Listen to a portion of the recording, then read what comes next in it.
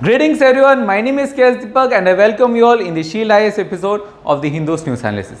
So चलिए देखते हैं कौन से आर्टिकल्स हैं जिसके ऊपर हम लोग आज डिस्कस करने वाले हैं. The first article is on GST, Goods and Service Tax. So यहाँ पर देखेंगे GST का नीड क्यों था, क्या क्या इश्यूज हैं when it comes to GST, क्या क्या एडवांटेजेस हैं, जो GST काउंसिल है जो कि along with GST काफ़ी बार रिपीट किए जाते हैं, काफ़ी बार रेफरेंस किए जाते हैं कि GST काउंसिल का क्या यूज़ है, उसमें क्या क्या चैलेंजेस हैं. All these things would be in the first article. The second article is related to an organization known as the IMF, International Monetary Fund. So यहाँ पर देखेंगे IMF का क्या रोल है, क्या उसका मैंडेट है, क्या क्या चैलेंजेस है, एज वेल एज उसके नुआंसेस में जाएंगे, उसके बारीकियों में जाएंगे. विल बी सीइंग कि SDR जो एक एस्पेक्ट है वो क्या है, RTP अनदर एस्पेक्ट है वो क्या है, और जो काफ़ी टाइम हम लोग स्टूडेंट्स में देखते हैं there is an ambiguity when it comes to differences between IMF and world bank. So यहाँ पर देखेंगे जो IMF और वर्ल्ड बैंक है इनका मैंडेट में क्या क्या इश्यूज हैं, क्या क्या डिफरेंसेस है, एज वेल एज कौन से इश्यूज है जहाँ पर IMF and world bank cooperate करते हैं.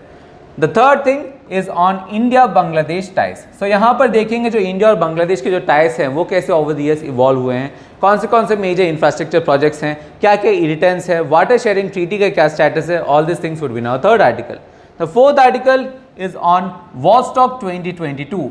तो यहाँ पर देखेंगे ये जो वॉस्टॉक 2022 है ये है क्या, इसके जैसे और कौन से एक्सरसाइजेस हैं, क्या इंडियन आर्मी बायलैटरल एक्सरसाइजेस भी करता है, अगर करता है तो कौन से एक्सरसाइजेस हैं. All this things would be now fourth article. The fifth article is on and portal launch by NCRB, national crimes record bureau. So यहाँ पर वो जो पोर्टल है जिसे हम लोग कहते हैं क्रीमैक, सो उसके ऊपर बात करेंगे क्या है क्रीमैक, एज वेल एज NCRB क्या है, NCRB ने और कौन से पोर्टल्स और एप्लीकेशंस लॉन्च किए और उसका नीड क्या था.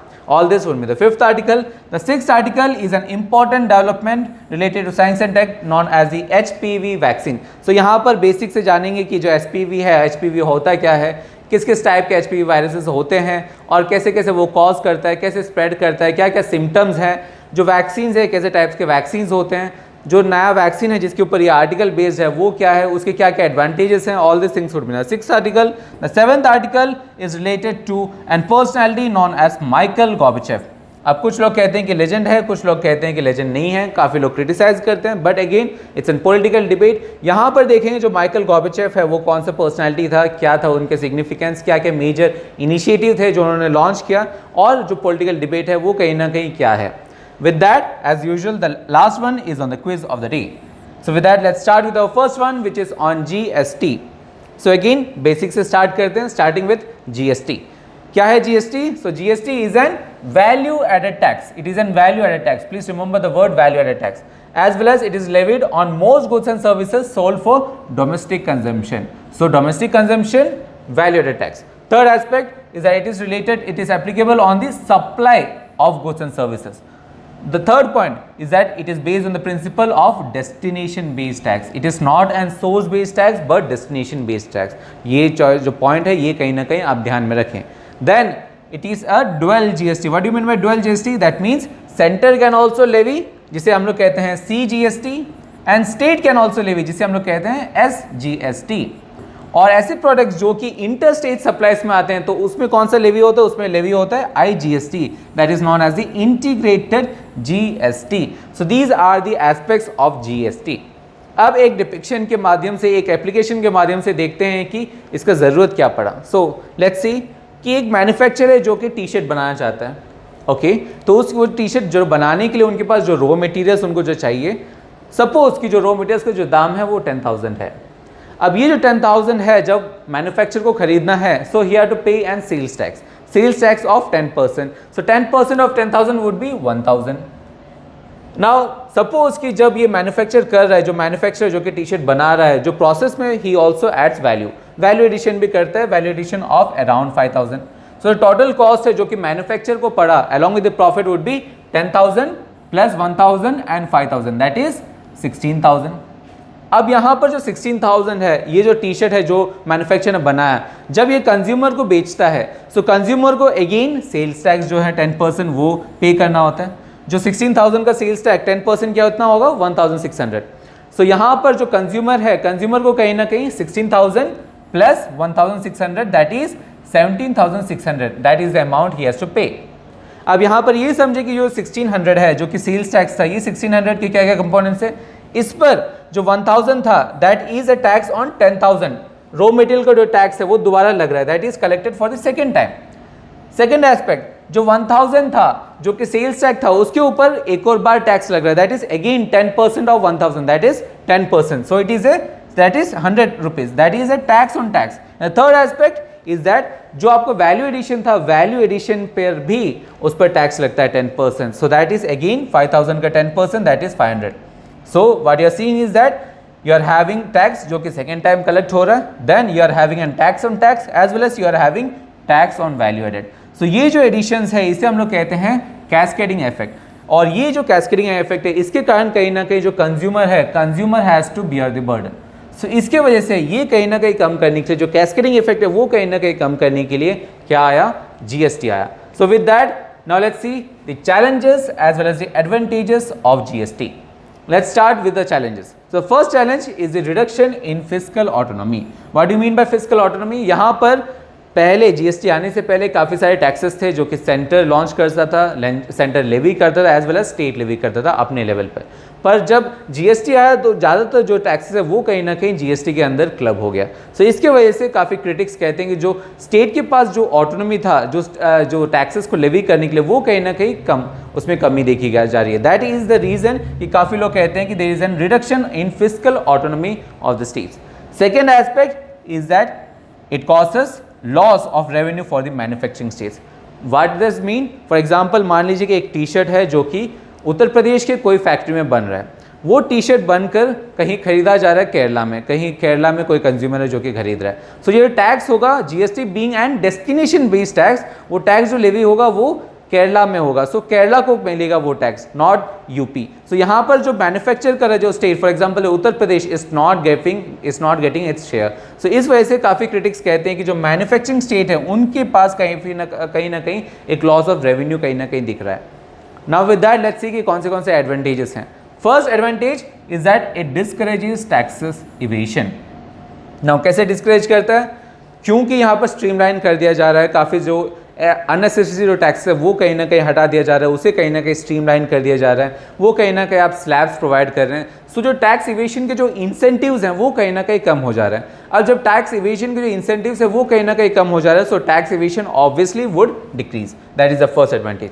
Second is less cascading effect. जैसे हम लोग ने जो पिछला एग्जाम्पल था वो हम लोग ने देखा, तो कैस्केडिंग इफेक्ट को कहीं ना कहीं कम कर दिया जा रहा है। Third is that we are giving a tax credit to the exports। so कहीं ना कहीं exports को हम लोग full tax credits दे रहे हैं, और इस वजह से क्या होगा कि जो exports है वो कहीं ना कहीं बढ़ रहे हैं। अब when export grows it also leads to a growth in the economy।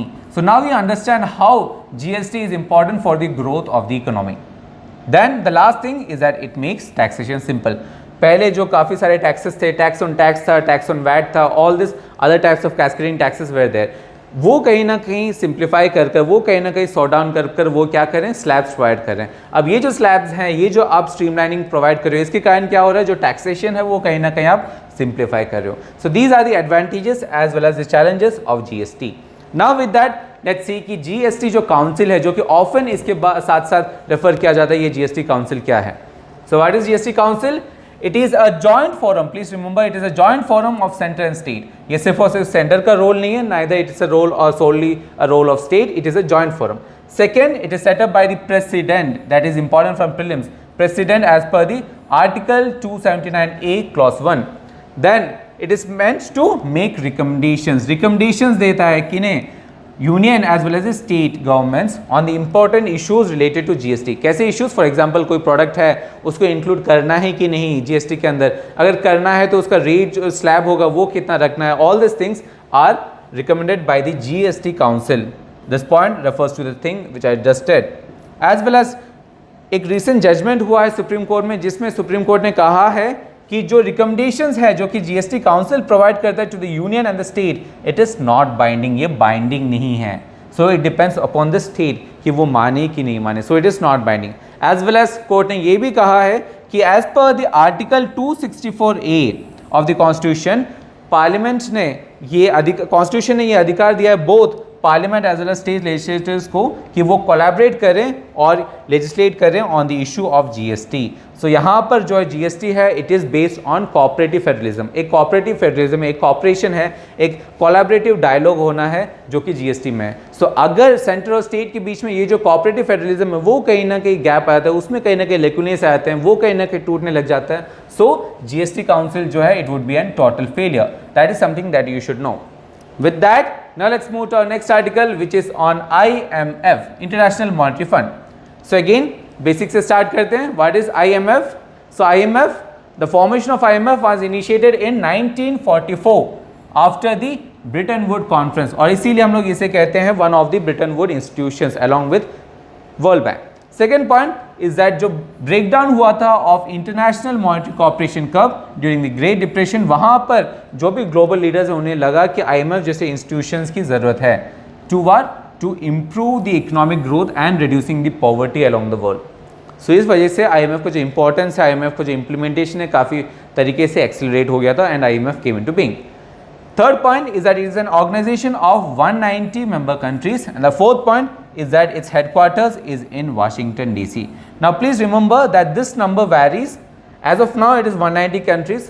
So whichever year जिस साल भी आप prelims दे रहे हो, please make sure that you update yourself with these numbers. With that let's move to the aspect of SDR. अब IMF जब बात करते हैं उसमें दो इकोनॉमिक टर्म्स की बात करते हैं, that is the SDR as well as the RTP. SDR is the special drawing rights. So ये जो चीज़ें हैं, ये क्या चीज़ है, इसकी जो टेक्निकलिटीज़ हैं वो क्या है, that I have discuss in the 5th August video, जहाँ पर एसडीआर क्या है, कैसे यूज़ करते हैं एसडीआर को, एज वेल एज आरटीपी क्या है, that I have discussed. So please refer to the 5th August video to understand the aspects of SDR as well as RTP. With that understanding now let's see कि जो shared roots हैं वो क्या है, IMF और world bank के बीच में क्या रिलेशन है। सो प्लीज अंडरस्टैंड कि आईएमएफ और वर्ल्ड बैंक दोनों जो हैं वो they are product of 1944 Bretton Wood conference. So that is why world bank और आईएमएफ को कहते हैं हम लोग Bretton Wood institutions. As well as let's see कि ब्रिटन वुड और इंस्टीट्यूशंस जो हैं जो कि आईएमएफ और वर्ल्ड बैंक है, इनमें क्या क्या डिफरेंसेस हैं। The first difference is in mandate. क्या है मैंडेट में डिफरेंस? अगर आप आईएमएफ की बात करें तो मैंडेट जो है that is to promote global macro economic and financial stability as well as to provide policy advice and capacity development support to help countries to maintain their strong economics. But अगर आप world bank की बात करें तो world bank क्या particularly promote करता है, it promotes long term economic development and poverty reduction by providing technical and financial solutions to the low income countries. सो यहाँ पर जो है मैंडेट कहीं ना कहीं इंटरलिंक्ड है, कहीं ना कहीं it's interlinked to the economy, but the same time there are differences when it comes to IMF जो कि पॉलिसी एडवाइस करते हैं और फाइनेंशियल स्टेबिलिटी में देखता है, as well as world bank जो कि पर्टिकुलरली पॉवर्टी रिडक्शन में काम करता है। So that is the difference in the IMF mandate and as well as the mandate of world bank. With that let's see कि कौन से एस्पेक्ट्स हैं जहां पर वो कॉपरेट करते हैं। So IMF and world bank different हैं बट द सेम टाइम वो कॉपरेट भी करते हैं, और ये जो कॉपरेशन है ये मल्टी लेवल पर करते हैं। For example as you can see here वो हाई लेवल पे कोऑर्डिनेशन करते हैं at the level of board of governors ताकि वो प्रमोट कर पाए economic development of the low income countries, as well as they also have an management consultation ताकि जो पॉलिसी फ्यूचर्स है उस पर वो कहीं ना कहीं क्लैरिटी ला पाए, as well as they also have an collaboration at this staff level. So staff level पे, मैनेजमेंट लेवल पे और हाई लेवल कॉपरेशन जो है वो कहीं ना कहीं वो करते हैं ताकि इन दोनों में कहीं ना कहीं इंट्रैक्शन जो है, कोलैबोरेशन जो है वो कहीं ना कहीं बरकरार रहे।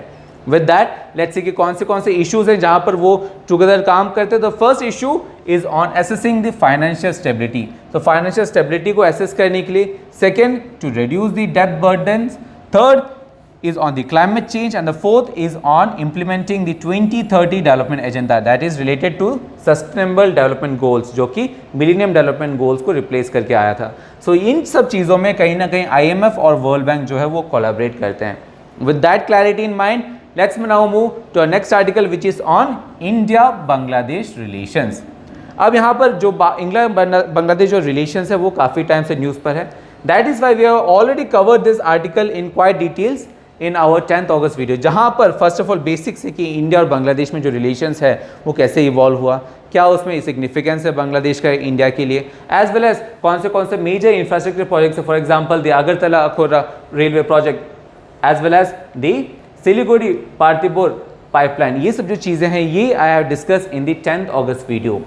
As well as I also discuss the water sharing treaties, जो कि काफ़ी बार न्यूज़ पर आ चुका है। वाटर शेयरिंग ट्रीटीज़ क्या इशू हैं, कौन से वाटर शेयरिंग ट्रीटीज़ हैं अपने पास, उनमें क्या क्या इरिटेंट्स है, all this things I have discuss in the 10th August video. So please refer to the video, ताकि ये जो रिसेंट जो बायलैटरल रिलेशन है उसकी कहीं ना कहीं आप डायनामिक्स जो है वो कहीं ना कहीं आप फॉलो अप कर पाए। With that now let's move to our next aspect which is on Vostok 2022। अब अगेन वॉस्टॉक 2022 भी काफ़ी टाइम से न्यूज़ पर रहा है। That is why we have already covered it in quite details in our 18th August video, जो कि basics है कि वॉस्टॉक 2022 क्या है, इसके ऐसे और कौन से एक्सरसाइजेस हैं, एज वेल एज ये जो एक्सरसाइज है ये is a part of other multilateral exercises. तो कौन से दूसरे मल्टीलैटरल एक्सरसाइजेस हैं, कौन से बायलैटरल एक्सरसाइजेस हैं, कौन से डोमेस्टिक एक्सरसाइजेस हैं, all this things I have discuss in the 18th August video. So please refer to the video here to understand the aspects of Vostok 2022. With that, now let's move to our fifth article, which is on a portal launched by NCRB, National Crimes Record Bureau. So again, starting from the basics, NCRB है क्या? The basics of NCRB that I have covered in our yesterday's video, that is of 31st August. 31st अगस्त में आई have discuss कि क्या क्या aspects हैं NCRB के, वो कैसे फॉर्म हुआ, किस ऑर्गेनाइजेशन का रिकमेंडेशंस था, किन ब्रांचेस को मर्ज करके एनसीआरबी का फॉर्मेशन हुआ, कौन से इनिशिएटिव्स हैं जो कि एनसीआरबी ने लॉन्च किए हैं, and the aspects of NCRB, और कौन से रिपोर्ट्स हैं जो कि एनसीआरबी लॉन्च करते हैं। So all this things I have discuss in the 31st August video. Please refer to the video here. अब अगेन जैसे मैंने कहा, एनसीआरबी जो है वो काफ़ी सारे इनिशिएटिव्स लॉन्च करते हैं। One of the initiative is CCTNS, जिसके ऊपर हम लोग ने काफ़ी डिटेल में discuss in the 31st video itself. Another initiative is crime act, जिसके ऊपर आज का आर्टिकल में जिक्र किया गया। So this crime act is an abbreviation, एक एब्रीवेशन है क्या चीज़ का? Crime act is an abbreviation of crime multi agency centre. So crime act is an abbreviation of crime multi agency centre. What it does is an information sharing करता है between the states और centres के बीच में information sharing करता है when it comes to heinous crimes. काफ़ी सारे हीनियस जो क्राइम्स है उस पर वो कहीं ना कहीं इंफॉर्मेशन शेयर करता है। बस सिर्फ और सिर्फ ये हीनियस क्राइम तक ही सीमित नहीं है, ये और भी बाकी जो एस्पेक्ट्स हैं when it comes to police agencies, जो इन्वेस्टिगेशन एजेंसी है, उसे कहीं ना कहीं वहाँ पर कहीं ना कहीं इंटरस्टेट कोलैबोरेशन इंटरस्टेट कोऑपरेशन और कोऑर्डिनेशन लाने के लिए क्राइम एक्ट का इंपॉर्टेंस है। So let's see, ये जो पिक्चर है, this is taken from the CRIMAC's website itself. So as you can see the features, the first feature is that we can access it via the digital police portal, जिसका जिक्र यहाँ पर किया गया है, the CCTNS as well as the digital police portal. Second is that it is available to authorized users. Third, it is a secure application, जो कि यहाँ पर जो volatile cyber infrastructure उसे कहीं ना कहीं मैनेज करने के लिए, वहाँ पर कहीं ना कहीं हम लोग जो सिक्योर है, एक सिक्योर एनवायरनमेंट क्रिएट करने के लिए ये जो एप्लीकेशन है that is based on secure aspects. Another aspect is that the district SPs can see instant alerts on their desktop. So यहाँ पर क्या कर रहे हैं, ये एक डिजिटाइजेशन ला रहे हैं, एक स्ट्रीमलाइनिंग ला रहे हैं, एक अकाउंटेबिलिटी और ट्रांसपेरेंसी ला रहे हैं when it comes to the functioning of police system. So ये जो क्राइम एक्ट है that is quite important when it comes to the reforms in police sector. So with that understanding, let's move to our next aspect, which is on the HPV vaccine. अब जैसे मैंने कहा, this HPV vaccine is an quite important development when it comes to science and tech. Science and tech में काफ़ी बार questions आ सकते हैं HPV। क्यों ये इंपॉर्टेंट है? Let's see. First again basic से स्टार्ट करते हैं। HPV होता क्या है? So HPV is an abbreviation क्या का? Human papilloma virus. सो इसका एब्रीवेशन है that is known as HPV। Now ये क्या है? It is the most common viral infection of the reproductive tract. So ये रिप्रोडक्टिव ट्रैक्ट को कहीं ना कहीं एम करता है। Second, when it comes to number of types of HPV, there are around 100 types of HPV. ये 100 types में कुछ 40 types हैं जो कि कहीं ना कहीं सेक्सुअल कॉन्टैक्ट के थ्रू स्प्रेड होते हैं। अराउंड 40 टाइप्स हैं। अब यहाँ पर आउट ऑफ दिस 40 टाइप्स कुछ हैं दैट कॉजेस जेनिटल रॉट्स और कुछ हैं जो कि कॉज करते हैं क्या? Cancer in anal as well as cervical और पेनल या वेजिनल कैंसर। ये सब कॉज कर सकते हैं in this 40 types. As I told, ये जो 40 टाइप्स हैं ये कुछ ना कुछ तरीके से सेक्सुअली ट्रांसमिट होते हैं। So they are sexually transmitted infection, जिसे हम लोग कहते हैं STI। With that now let's see कि ये जो एस्पेक्ट्स हैं वो क्या है। सो जैसे मैंने कहा, जो HPV है वो रिप्रोडक्टिव ट्रैक्ट में अफेक्ट करता है। सो इस वजह से वो vulvar cancer, oropharyngeal cancer, cervical cancer, anal cancer और जेनिटल रैट्स जो है वो कहीं ना कहीं डेवलप करता है, as you can see in this diagram also. So this HPV virus causes genital warts as you can see in this picture. With that understanding now let's see कि जो सर्विकल कैंसर है वो क्या है। अब cervical cancer जो है it is caused by the long lasting infection with certain types of HPV. So long lasting infection जो है जो कि कॉज करता है किसकी वजह से, because of certain types of HPV it leads to cervical cancer. अब क्योंकि एचपीवी जो है, HPV is an sexually transmitted, so इस वजह से ये जो सर्विकल कैंसर है ये कहीं ना कहीं इन्फेक्शन के थ्रू ट्रांसमिट हो सकता है। Now please remember this cervical cancer is not transmitted but the HPV is transmitted and long lasting infection of HPV can lead to cervical cancer. Please remember that point. Cervical cancer as such is not sexually transmitted, it is the HPV that is sexually transmitted. Then world wide बात करें तो cervical cancer जो है that is the second most common cancer type, और ये particularly M करता है एक डेंजर किसके ऊपर है, women in the reproductive age group of 15 to 44। 15 to 44 के जो एज ग्रुप है उनको कहीं ना कहीं काफ़ी डेंजर है when it comes to cervical cancer. It can also cause death. Cervical cancer जो है you should understand it is preventable, but अगर इंडिया की बात करें तो हर 8 मिनट में एक लड़की की जान ये सर्विकल कैंसर खा जाता है। So it kills 1 woman every 8 minutes in the country. That is the extent of cervical cancer in India. Another point is that इसके जो क्योर करने के क्या तरीके हैं, screening as well as vaccination are the two effective tools when it comes to preventing cervical cancer. अब with that let's say कि जो वैक्सीनेशन है, एचपीवी वैक्सीन हैं, वो उसके क्या क्या टाइप्स हैं। सो एचपीवी वैक्सीन जो हैं उसकी 3 टाइप्स होते हैं। First is the quadrivalent vaccine. Quadrivalent vaccine मतलब जैसे हम लोग ने देखा कि there are more than 100 types of HPVs, so उस पर जो 4 मोस्ट कॉमन जो टाइप्स है उसके अगेंस्ट प्रोटेक्शन प्रोवाइड करता है quadrivalent vaccine. For example one of the example is Gardasil. Another one is the bivalent vaccine. जैसे वहां पर 4 टाइप ऑफ वैक्सीन के 4 टाइप ऑफ एचपीवी के अगेंस्ट प्रोटेक्शन प्रोवाइड करता है, यहाँ पर 2 टाइप ऑफ एचपीवी वायरसेस के अगेंस्ट ये प्रोटेक्शन प्रोवाइड करता है, this bivalent vaccine. Example is Cervarix. And the third one is the nonavalent vaccine. Nonavalent vaccine मतलब जो लड़कियां हैं, जो वुमेन्स हैं, जो गर्ल्स हैं who are not yet expose to the virus, उन्हें कहीं ना कहीं प्रिवेंट करने के लिए कि उनके ऊपर कहीं ना कहीं इन्फेक्शन ना आए, so we use nonavalent vaccine, जिसका एग्जाम्पल है गार्डासिल 9। अब ये इशू ये है कि ये जो वैक्सीन है दीज आर इंटरनेशनली डेवलप्ड, और इसके कारण इनका जो कॉस्ट है, this cost varies around 2000 to 4000। अब 2000 to 4000 जो ये कॉस्ट है दिस इज क्वाइट हाई। इसकी वजह से इसका जो अफोर्डेबिलिटी है, जो रीच है पीपल में, जो कंज्यूमर्स तक, वो कहीं ना कहीं कम है। With that let's see the importance of Cervavac, जो कि एस्पेक्ट है जिसके ऊपर ये टुडे का आर्टिकल रेफर्ड है। So what is this vaccine? So it is a type of, it is India's first quadrivalent human papillovirus vaccine. So जो HPV है उसके against it's a type of what? Quadrivalent vaccine, जैसे हम लोग ने पहले देखा, it is type of quadrivalent. So that means it protects against 4 types of HPV. With that, let's see the next point. It is intended to protect women against cervical cancer. Third, ये जो vaccines हैं, not Cervavac but other vaccine, जिसका example हम लोगों ने यहाँ पर देखा, the Gardasil as well as the Cervarix as well as the Gardasil 9, ये जो वैक्सीन्स हैं ये कहीं ना कहीं 2008 से ही लागू किए गए थे, 2008 से ही इंट्रोड्यूस हैं, बट 2008 से इंट्रोड्यूस होने के बावजूद भी it has not been included in the national immunisation programme. Please remember this could be an prelims question. Then another aspect is that ये जो वैक्सीन है सर्वोवैक्स, it is a VLP based vaccine. So what is this VLP based vaccine? मतलब it is virus like particles जो है वो कहीं ना कहीं इंजेक्ट करते हैं, जो कि सिमिलर होता है, बिकॉज सिमिलर होता है HPV वैक्सीन की तरह, HPV वायरस की तरह, और इस वजह से ये क्या करता है, HPV के अगेंस्ट जो बॉडी है, जो इम्यूनिटी सिस्टम है, वो कहीं ना कहीं एंटीबॉडीज जनरेट करते हैं, and that provides protection against the HPV virus L1 protection. So that is a protein. So ये जो L1 protein है इसके against कहीं ना कहीं protection provide करता है. So please remember this point. It provides protection against the L1 protein of HPV. That is quite important when it comes to science and tech. With that understanding, now let's move to our next article, which is on a personality known as Mikhail Gorbachev. अब देखते हैं ये जो Mikhail Gorbachev है ये personality कौन थे? So Mikhail Gorbachev was the last leader of United USSR. United USSR के last leader थे, और इनके leadership में ही there was disintegration of USSR. Second point, he wanted to reform the communist regime. Communist regime में कहीं ना कहीं reforms लाना चाहते थे. What are reforms?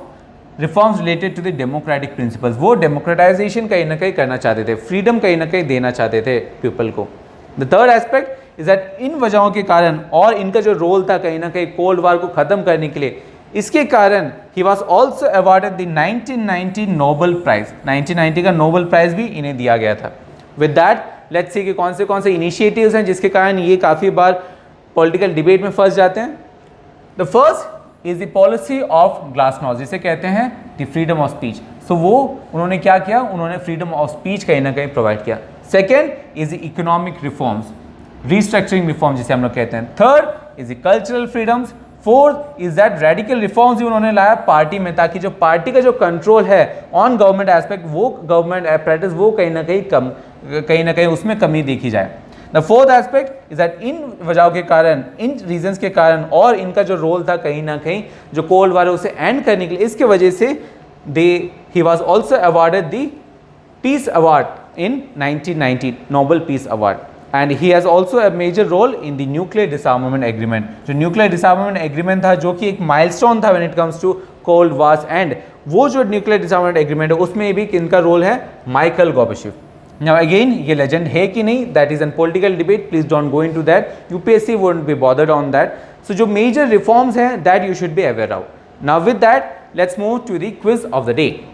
अब आज का जो क्विज है, दोनों questions is related to IMF. The first question is related to special drawing right, और इनके जो बास्केट है इसमें कौन से करेंसीज हैं। The second thing is that which of the following is not, please remember it's not the policy of IMF. So please try to attempt this question and as usual ये जो questions के जो answers हैं along with the explanations would be provided in the form of PDF, जिसका link जो है आपको video के डिस्क्रिप्शन में मिल जाएगा। एज वेल एज जो PPT है जिसकी एक्सप्लेनेशन हम लोग ने आज किया, वो PPT भी in the form of PDF we would get in our Telegram group as well as in video's description. So if you haven't already joined our Telegram group, please do join. With that, I hope that this analysis was beneficial for you guys. Work hard, study hard, but most importantly, stay safe. We will be doing the same for you guys. See you tomorrow.